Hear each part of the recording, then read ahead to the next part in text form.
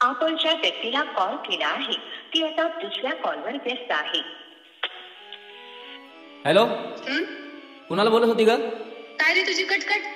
जेव्हा बघल तेव्हा नुसता संशयच घेत असतो माझ्यावर।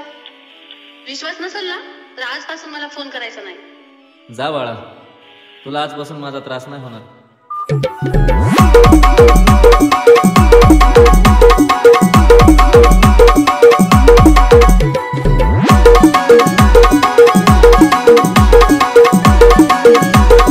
DJ Yash, YS.